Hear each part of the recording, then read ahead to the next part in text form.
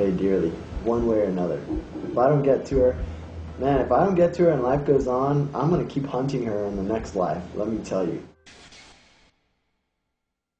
Here in our great state of Arizona, Jesus land, as some people call it, if you catch an adult sexually abusing a minor, if you catch them in the act, you can walk up to them and execute them, and it be a justifiable homicide, a legal shooting.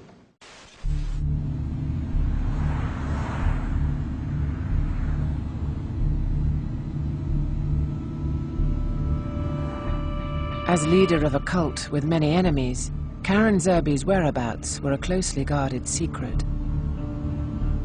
When Rick left the family, he broke off all contact with her. So when he decided to challenge his mother over the abuse he had suffered, he had to find her first. I knew that he had a plan to find his mother. I knew that that's all he was really wanted to do. He really wanted to confront her face to face and ask her, you know, and get some answers. He was searching for his meaning in life. He really was. And I think he finally came up with the conclusion that his reason for living was to make right his mother's wrongs.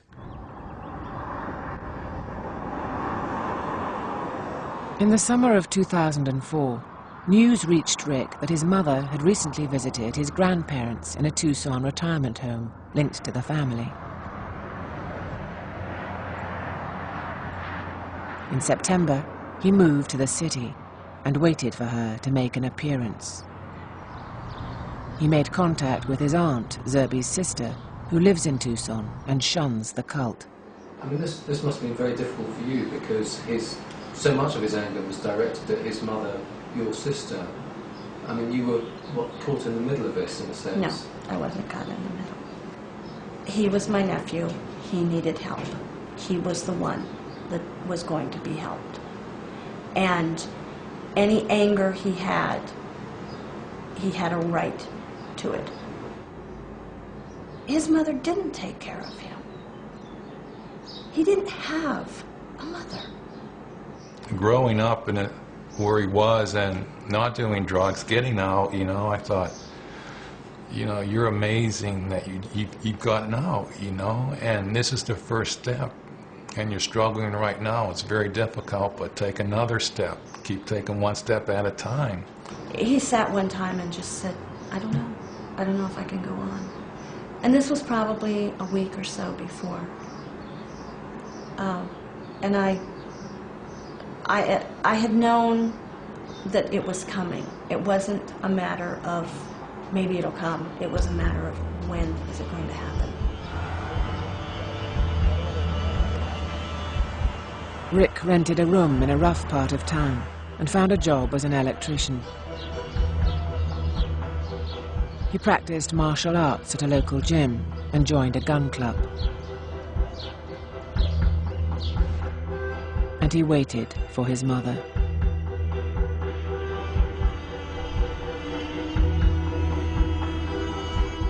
Four months after arriving in Tucson, Rick set up his new video camera and pressed record. This need that I have, this need, it's not a want, it's a fucking need, and I wish it wasn't, but it is. It's a need for revenge. It's a need for justice. Because I can't go on like this.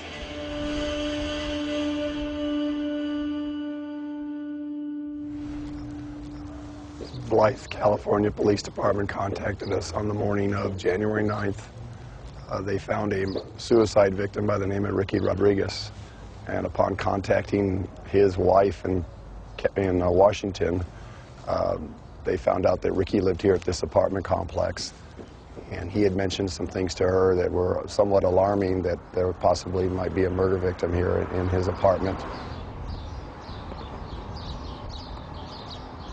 We walked in, and the apartment was relatively clean and well kept, and a female victim was laying, an elderly female, she was laying on the carpet. It appeared that her throat had been slashed. There were some defensive wounds to her arms, some cuts on her arms as well.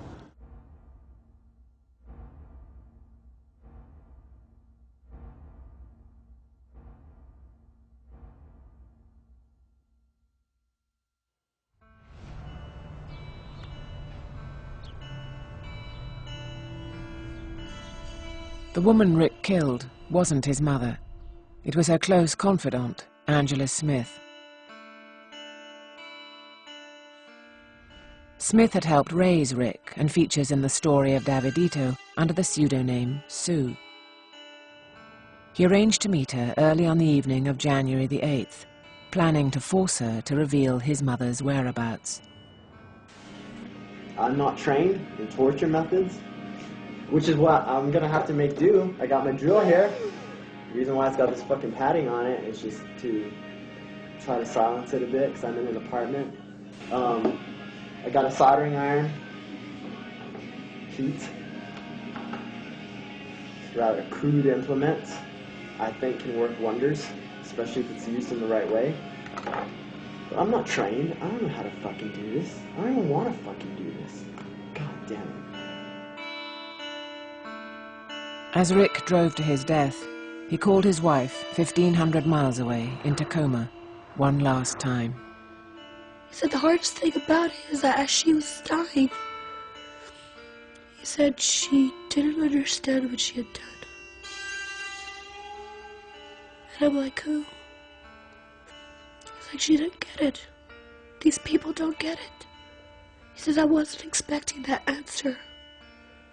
I don't understand how they cannot see what they have done. Despite the savagery of the murder, there was no evidence of torture. And it's not clear whether Angela told Rick where his mother was. Nor is it clear whether he set off across the desert to hunt down his mother, or see his wife, or simply find a quiet place to die.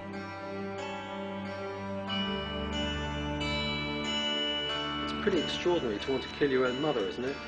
Well, when your mother fucks you as a child, and instead of being your mother, loving and, and endearing and teaching you in the right ways, instead, when you fuck your little boy, that'll do that to you. That might make you want to kill your mother when you grow up. It really does fuck your head up.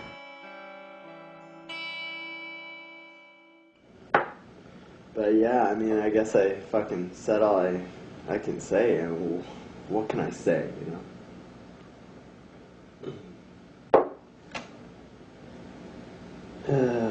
I would have a peaceful, happy life. I tried. I did. Maybe I didn't try hard enough. Gave it what I could, I did. He wanted to understand. He wanted to care. And he wanted to do something about the pain that I had suffered and others had suffered, like himself.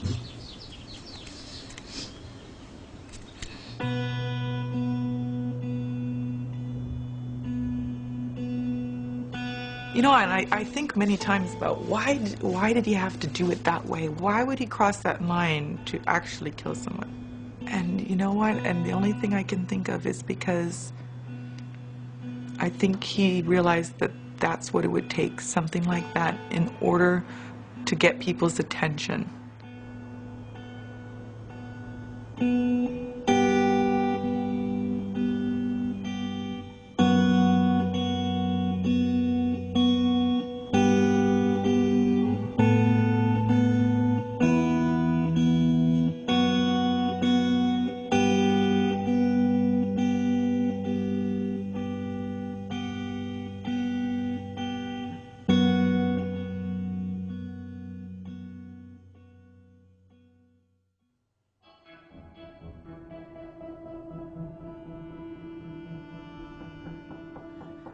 If you've been affected by suicide, death or child abuse, call the Channel 4 recorded information line on 08456 041 444.